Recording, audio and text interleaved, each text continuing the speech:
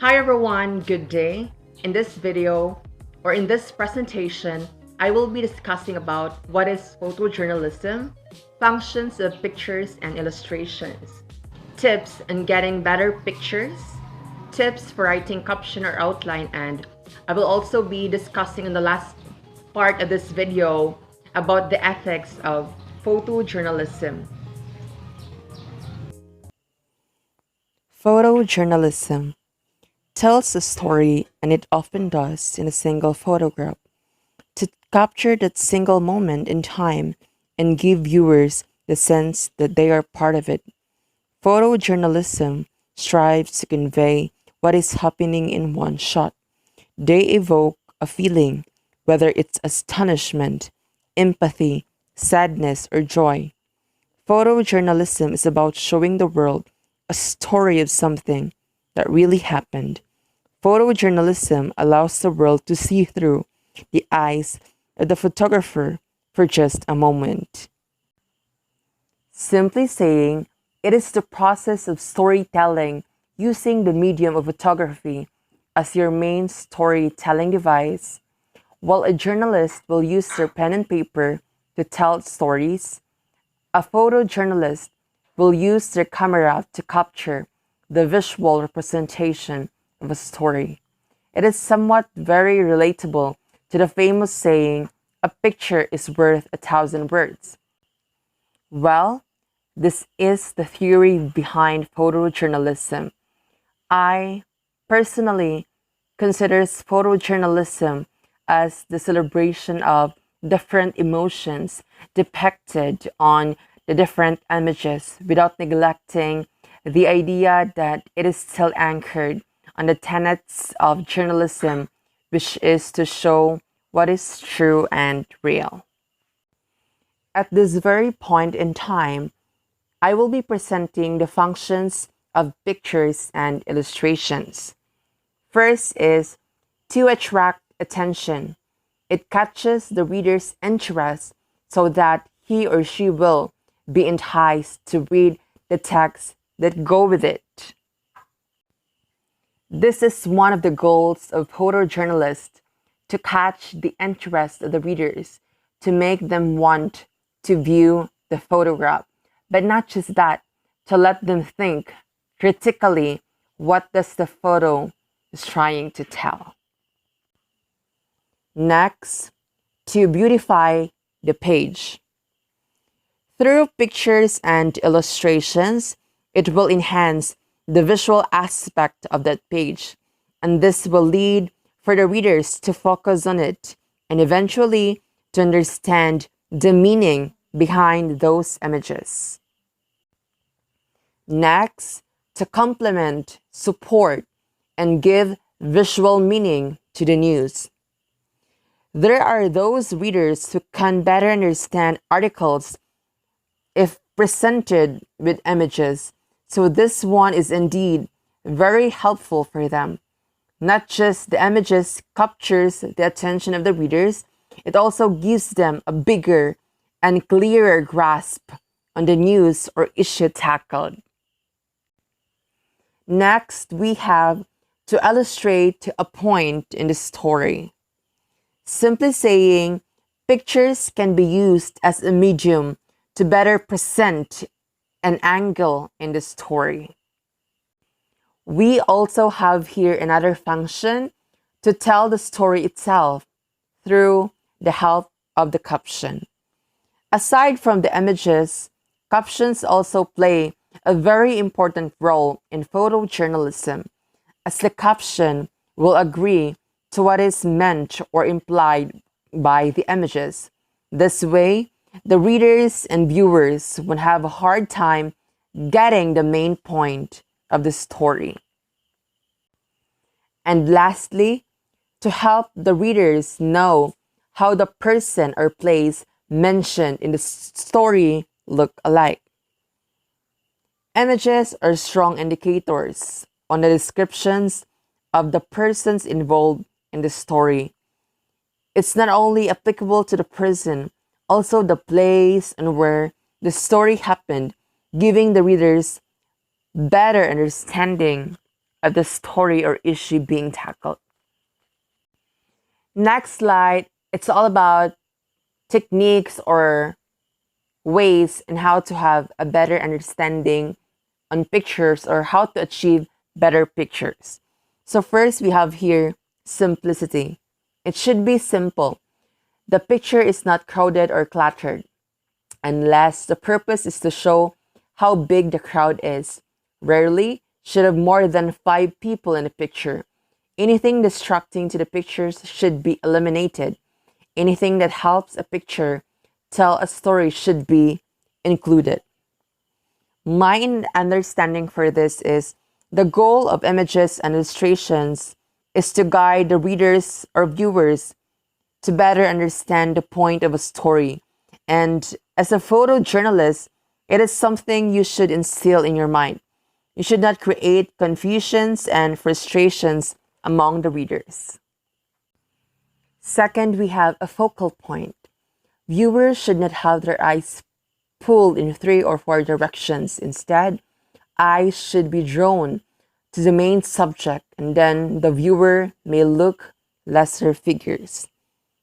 Again and again, in photojournalism, it is very important that you should not mislead your viewers or readers for them not to have a different interpretation of the story.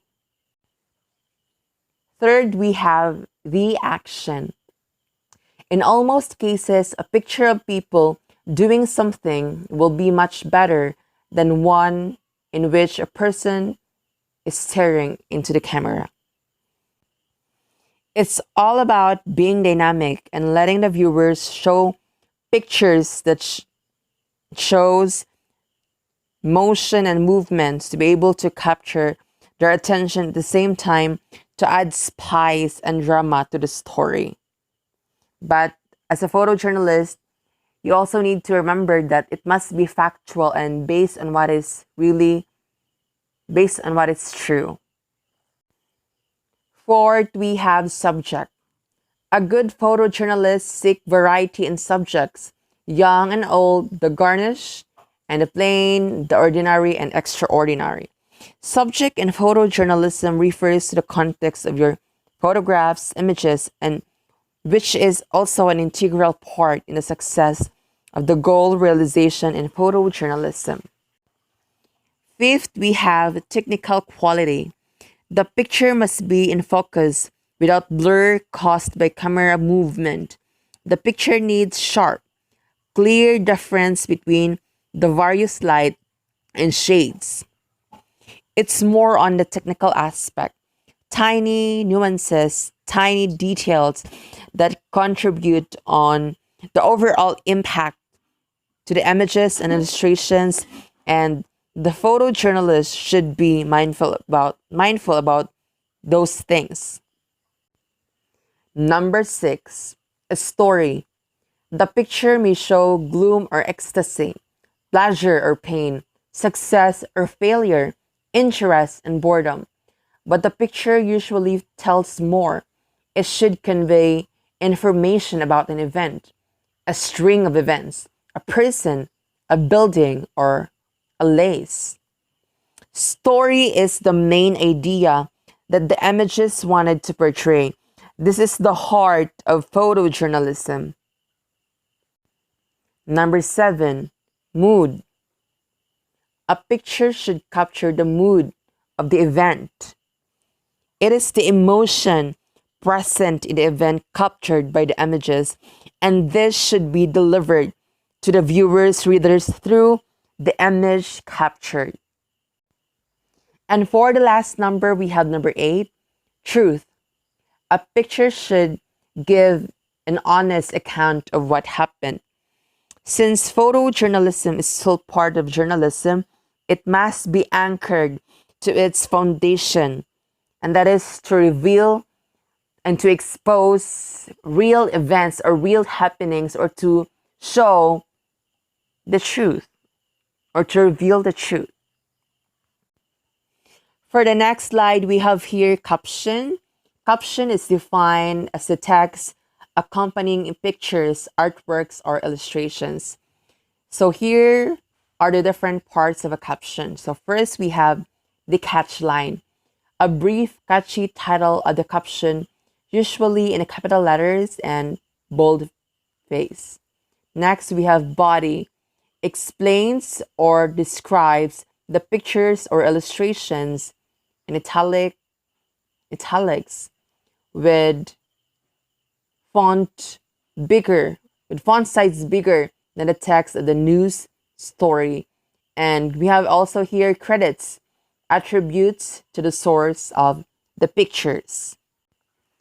At this very point in time, I will be presenting some tips for writing a caption or outline. So number one, we have here, be brief and to the point, but do not make it short that it leaves reader wondering about the situation involved. Having a brief and direct to the point captions help the readers or viewers to have a better understanding of the story, and it would also help them save time and effort. But as a photojournalist, you should also be reminded that the caption must contain necessary information for the viewers not to be confused and left hanging and awkward. Second, we have use simple and short caption. This way, you will be able to communicate the story to the viewers with ease and contentment. Next, we have here supplement and explain the pictures but do not state what is obvious. The point here is to avoid redundancy, as it really affects the overall impact of the image. As much as possible, what is implied should not be repeated. Number 4, do not repeat lengthy facts from the articles. If the story can be told through the caption, omit the story. It's about being mindful on the words that you will be including in a caption. Make sure that the caption agrees to what the image is trying to express. There must be linkage. There must be connection between the caption and the image. We also have here, do not omit words that are important for smooth reading. This simply includes the right spelling of names and many other steps. And for the last tips, we have here, be accurate and careful with the names of the person concerned and to use present tense to describe the action. Present tense is such a powerful and impactful tense of verb. That is why we need to use it in describing action. And that's for the tips for writing caption or outline. At this very point in time, I am showing to you another slide about ethics of photojournalism. I don't really think so that I need to further elaborate and expand this since it's very understandable. Another vitally important part of photojournalism is accuracy, since photojournalism is still part of journalism. This means that what is in the frame is what happened. The photojournalist is ethically bound not to change the story. Power lines should not be clowned out. More smoke must not be added to a fire scene. What was captured is how it should be. Sadly, the era of digital photography has made it easier than ever to manipulate reality. The image should be a window into the event. At most, lighten the shadows a touch to see faces or sharpen the image a bit for clarity, but do not change the essence of what you capture in the photo. If you do, you change the story, which is very obvious. It is against the foundation or the principles of journalism and photojournalism. So it is highlighted through the slides the importance of photojournalism, and that is really to expose what happened or what really happened and to show what is real and true. That's the end of my discussion. I really hope that you learned something out of this video. Thank you so much once again, and see you in our next discussion.